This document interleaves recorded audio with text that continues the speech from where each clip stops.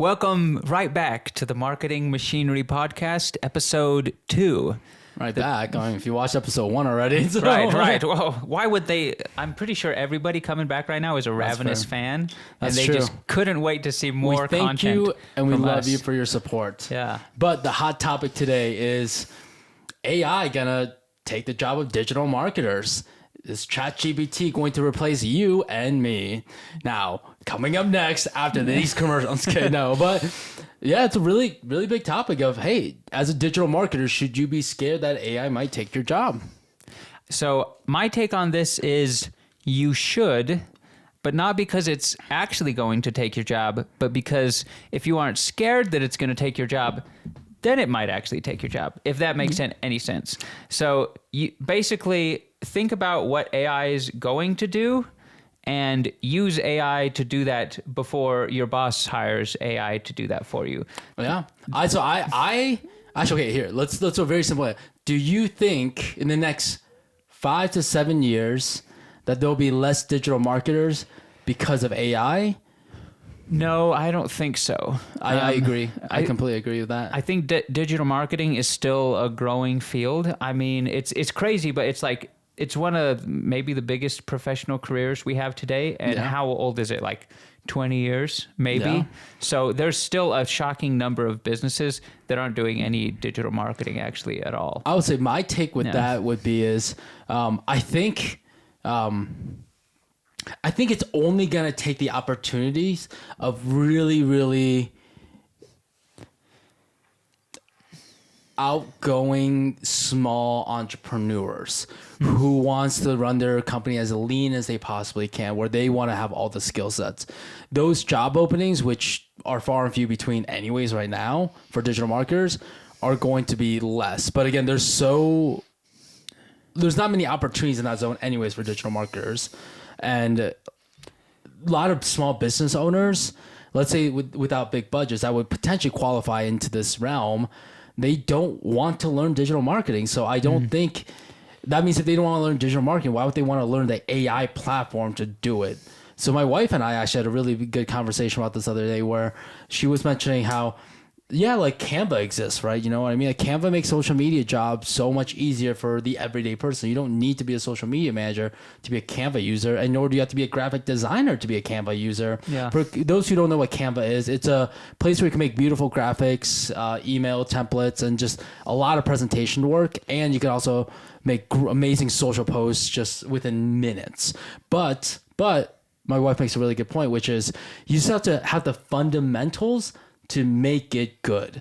Now, by sheer luck, you might be able to make it good. I truly believe AI is going to be the same thing. AI will help write a lot of emails for you. But if you don't even know how to get the email leads, that's useless. You know what I mean? Yeah. And AI isn't going to naturally just... You can't just tell ChatGPT right now, as this moment, 2023, hey, go set up a Google ad for me right now. It might tell you how to do it, but also how many people read the instruction book nowadays? Yeah, well, I mean, Google has already kind of been moving in that direction with, like, they have dynamic ads now where Google's AI will write basically the headline and the description. You can even give it the ability to decide which landing page on your website to send it to. So Google wants you to just let them do all the work. Like, there's a new Google Ads format called Performance Max, which is really blowing up. And basically, it's just Google take the wheel. You just give it some signals. You say like, maybe go after this audience, but really do whatever you want. Yeah, I believe that was a direct quote from Carrie Underwood. Yes. Was Google take the wheel? She's a big fan of Sergey Brin. Yeah, absolute big fans of OpenAI. Yeah. But yeah, no, I agree. I just don't think right now AI is at a point. And I still don't think it will be in 5 to 7 years to replace official digital marketing jobs. Now, different careers. Yeah, maybe. Like, have you seen the, what's it? It's not Adobe. It's Dall E.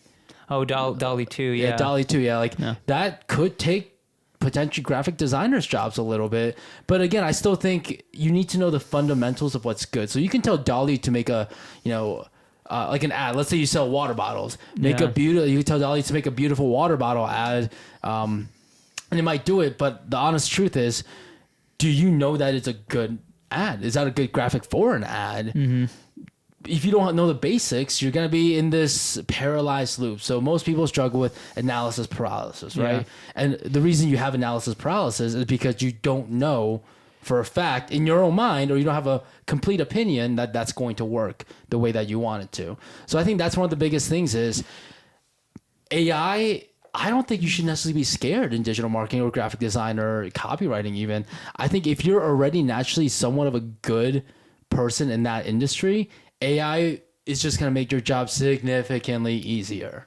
Yeah, I think you should really just look at it as a tool that's going to enable you to do a lot more. Basically, it'll give you more leverage. Because if we look at, the whole history since the Industrial Revolution, there's always been this movement of, I think, in the early 20th century, they were called Luddites, who just wanted to go and destroy all the machines, because if you manually make wagon wheels, what are you going to do once there's machines that do it, Yeah. But what happened, like over time, people figure out, okay, we don't need as many people doing these jobs, but the people that are doing them are going to be way more productive. That means now I have time to go and do a business. Yeah. Now, that's not to say that nobody's going to be disrupted, because that does always happen. Anytime there's change, there's those who are willing and able to adapt to it, and then there's those who aren't. Yeah, I mean, honestly, look at businesses right now, and you make a perfect point, which, like, how many small businesses right now don't even have a proper website up right now? Yeah. There are still so many small businesses that don't even advertise, first of all. They just, they turn on the open sign and just wait for the business to trickle in. So I own a dog grooming business here in Utah, and like the Google Business Services, they're contacting a bunch of business owners to just update that. And it's like, if you're having to call them, like cold call them, that means not enough people are doing it. Like, why Google wouldn't be spending all this money if everyone was just doing it, you know what I mean? Like, no, they want you to have a better performance, so they're going to hire this call center to try to help you out and help your business out. And I think that's a pretty interesting take. It's, again, like, you're right, like, people who are wanting to innovate and be more efficient are going to use tools like that, but I just don't think the average person, and honestly, to eliminate digital marketers, that means entrepreneurs have to become digital marketers. So, right. Or know how to train an AI to become a digital marketer as of right now with the current technology. And I don't think as an entrepreneur, most people either want to because they're either lazy, but also, or just, again, like, you don't care. You'll rather just pay someone to still do it. Yeah, it reminds me of something that a good friend of mine told me. He said, when you go into business, you want to, I'm trying to remember exactly what he said it, but basically he said, when you're picking which field to go into in business, try as hard as you can to make sure your competition is losers. But basically, if everybody else is very incompetent compared to you and you're only slightly incompetent, you're going to have a massive advantage. Oh, yeah. So if there's millions of marketers, or if you're an entrepreneur listening to this, if there's, millions of entrepreneurs out there who aren't doing anything, you don't have to go and become an expert at AI, but just be one of the few who actually does use it. Because I do think it's not going to happen overnight, but over time, there is going to be a phenomenon where more and more entrepreneurs, we've already seen this, they're going to be doing more and more of the marketing, of the product development themselves, or outsourcing it to kind of smaller, more nimble contractors. Or I think where it's moving to is they're going to be using AI to do more and more themselves. But the vast majority aren't going to do that. I will say, I just thought of this. I do think it could potentially eliminate some digital marketers in the ad agency space, because now ad agency owners can be a lot more lean, because in theory you can connect ChatGPT now with Zapier. You can make it automate and do a lot more things, like send out emails. So now you don't maybe need an email marketer for your agency. Which is digital marketing job, but you could also probably have it eventually connect over to certain third-party platforms to run ads for you, or have a layout so that you can even hire a data entry level person to just plug in those things that you have formulated AI to do after maybe a consultation call. So I do think that could happen, but again, you do have to understand the level of complexity that system would be isn't just like, oh, I'm gonna just connect a couple things here and there. No. There's so much that if one thing breaks, it is a freaking mess to try to figure out. So I don't necessarily think agency owners are gonna do that yet with the current level that OpenAI has for ChatGPT right now in the language department, or even Dall E 2. Yeah. But I do think that might be maybe a place where digital marketers might lose their job. But again, that is so far and few between. There's not that many people that are in that situation that would even do that to begin with. Yeah, we also need to be cognizant of, at least in the short term, like who's going to be making the decision to let these digital marketers go. It's going to be, the marketing directors. And if they're not competent enough in the platforms, one, they're going to be the last people to know in the marketing team, like, oh, actually, we don't need as many people doing this anymore. Because you're not going to go to your marketing director or whatever and say like, hey, it looks like these platforms got it covered. Facebook doesn't even need me anymore. So I'm leaving. Like the marketing director is naturally, he's going to want to know more and more of what you're doing. But as long as the performance is improving, you're able to make the changes around the edges. That's ultimately all they care about. I think it is going to happen faster with agency owners. If you have some employees who are truly lazy and they're like, listen, I'm just going to use AI to just do less and less work. Like the agency owners are going to be more in touch with what's actually going on in the day-to-day of the ad platforms. And you're not going to be able to pull that over on them. Actually, I do. I lie. So I will say, I do think if you're going to put copywriters in the realm of digital marketers, then yes, I do change my mind and change my answer. Copywriters should 100% be worried about AI. There is no doubt. If you're a half decent marketer and you're not using ChatGPT, or there's a handful of other variations of ChatGPT now that other people have used, or Dall E 2, to kind of improve your skills, because as we talked about in episode 1, being a good digital marketer, you have to constantly innovate and change. But like as a copywriter, your job, theoretically, you should be very, very scared, in my opinion. Because if I were to start an agency right now, dude, there's no way in the heck I would hire a copywriter for a long time, because I would just tell my digital marketers, use ChatGPT. And I guarantee you they're probably going to come up with solutions that are not quite as perfect as what a copywriter could be, but darn good enough, because you can give them the prompts. You can literally copy and paste amazing sales funnels that are tried and true to work, and then just tell ChatGPT like, hey, write this exact style prompt with this topic.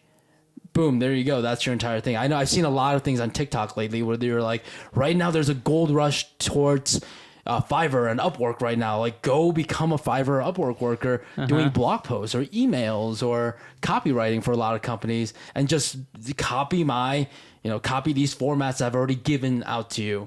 Like stuff like that. I do think if you consider copywriters in the realm of digital marketers, which I don't, I don't know if you're, I hope I'm not insulting your copywriters. I think that's more in the, It is in marketing, I would say, but it is. Yeah, it's a part of digital marketing. I would say if you're a copywriter, yes, most likely you should be somewhat concerned for your job. The top tier quality of copywriters, like there's always going to be a need for that. I played around with ChatGPT. The quantity it can deliver you is vastly superior. So if you're just a copywriter that cranks out some pretty average copy, then yeah, there's not as much need for you. I'm sorry. If you're like a top tier copywriter, there's still going to be a need for you. Yeah, look, I think of it like people are probably top tier hookers are always going to be that. But the side penny hose, not there anymore. No, but yeah, right. I totally get what you're saying. You know who you are. Yeah. The copywriters. The copywriters, yeah. Look, don't be the penny hooker copywriter. Ever. There we go. But yeah, I think that's I mean, hopefully we didn't scare you guys with that. I mean, if you're a copywriter, learn to be a digital marketer. It's not that far off your realm. But I will say, like, if you're not using ChatGPT right now for email marketing, you are doing yourself a huge disservice to your business, I will say. And this is more for entrepreneurs rather than digital marketers, because typical, let's say, to have like an email marketing person, you're hiring anywhere from $1,500 to $3,000 a month to have a half decent one. And honestly, like, I've experimented with ChatGPT enough that it's pretty phenomenal. If you just have an example, like for example, okay, every morning you get a list of emails, right? from all these spam emails. Just go open them all up now and see what you would actually buy from. Copy that, put that exact prompt into ChatGPT. There you go. You're making a series of, follow-up emails that are at the level that you want it to be in sophistication, which that's a hard thing. I think, was it the average vocabulary for like the average American is like 60,000 words or something. And again, AI, it's not limited to 60,000. You can take the verbiage of someone that has an average vocabulary of 250,000, a million words or whatever. Just take that and just tell ChatGPT to copy that writing style, which I think is crazy phenomenal. But yeah, I think you need to, if you're in any of those fields, you're a graphic designer, email automation specialist, copywriter, think of yourself as a ChatGPT specialist or a ChatGPT or just a prompt engineer, I think is the term that people are using now. Because I really do think it's going to be a new skill set, like seeing what you can get out of it. Because right now, the fact that it's so new, like everybody's able to make huge gains just by doing exactly what you were saying and just typing a pretty basic prompt, giving it some examples. But over time, it's going to become like more and more of a skill, knowing which models you should use for which purposes, and then knowing the exact prompt that you need to feed that model. So yeah, I would say also, if you're a graphic designer, maybe you don't need to be as concerned as the copywriters, but if your attitude is, I'm not going to use any of these AI models, like it's not true art, then you're totally allowed to feel that way. But over time, you are going to be displaced because the models are going to get good enough where they're just going to be able to outproduce you. Oh, for sure. I mean, I was just listening to how you built this, how I built this podcast within podcastception. But one of the co-owners or co-founders, Sam Altman, he was just talking about how AI and ChatGPT learns best with the sheer number of volume that you give it. So, like, what was it? I think right now their burn rate is at $3 million per month or per day. I think it's a day, something it's like outrageous. That's how much, OpenAI is burning through per day. But think about how much that it's learning. Like, and if Sam Altman is correct, which I mean, I assume that he is. I don't know why he's lying to the public.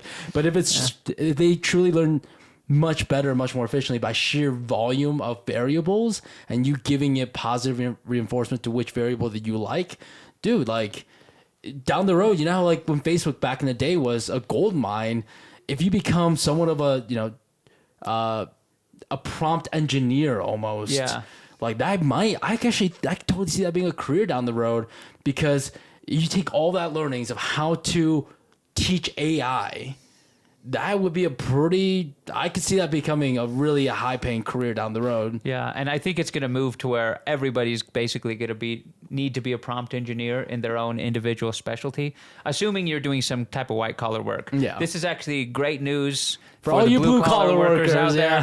The robots aren't coming to do plumbing. No, actually, that's the funny part. Sam Altman was even talking about how they built a company trying to, solve a Rubik's Cube with one hand. The problem wasn't that it couldn't do it, but the sheer number of times it had to try as fast as enough compared to like OpenAI. So apparently, long story short, so he had his AI platform learn how to beat the top world players, and I believe it was Dota. I've never played that game before, but a guy was talking about, hey, why don't you have it beat who's the master? Chess master, what's it? Magnus Carlsen. Yeah, Magnus Carlsen. Why don't you have him beat him in chess? The reality is there's a lot less variables in chess than there is the game of Dota.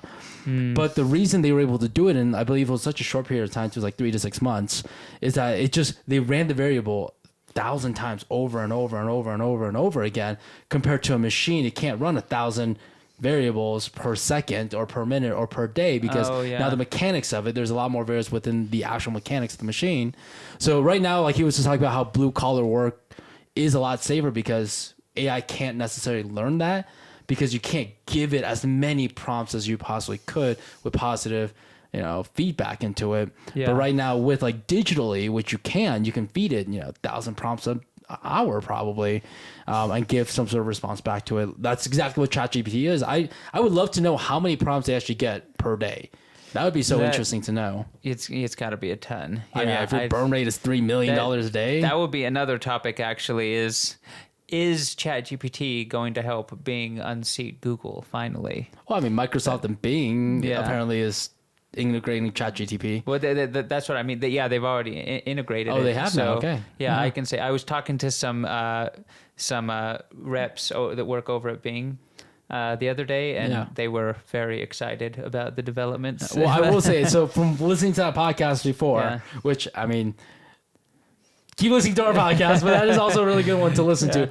But apparently Microsoft actually does own like minority ownership share into OpenAI, which is kind of scary to know that, you know, like they have partial ownership rather than Google, because we're so used to using Google. Like, I don't know, I've never met a single person that's like, hey, let me Bing that. Like, yeah, I've met one person. Really? Okay. That's not a digital marketer. Oh, he was a digital marketer. Okay, see, that's the only other people that are like, let me Bing that real quick. But yeah, no, I mean, I think the answer for us is somewhat clear of you should be scared if you're a copywriter. A little scared if you're a graphic designer. Yeah, but overall, if you're like a performance marketer, you're running ads on Facebook, Google, TikTok, LinkedIn, Pinterest, the whole nine, everything, Microsoft 360, every platform out there. There's so many. Don't be scared. Yeah. Use it though. Yeah, I would tend to agree. One could accuse us of whistling on our way to the graveyard because we're performance marketers, and so of course we want to say, oh, we're going to be safe. I don't think there's zero cause for concern, but overall, I think you're right. It's more going to be a matter of how are you going to change what you're doing to be more effective using these tools, which has always been something that you have to be aware of in digital marketing. Right. But I mean, I will say, like, so one last thing I'll mention for you guys to think about is it going to replace more digital marketing positions or online sales, like chat sales, you know? No, that is a good point. Yeah, I think that's... Or administrative assistants. Exactly. People that... Or SDRs, people that just set up appointments for salespeople. Yeah. Yeah. I mean, there's so many AIs now that can create videos on top of that as well. And just why not have it do the whole sales process? That's it. You know, that's a food for thought right there. You guys, thank you so much for listening to our episode 2. You guys hit that subscribe button, leave a comment of what you think, and we'd love to hear your opinions, whether you agree or not. We love having an intellectual conversation with anyone. And so tell us your thoughts. Should digital marketers be worried about ChatGPT or any other AI taking their jobs?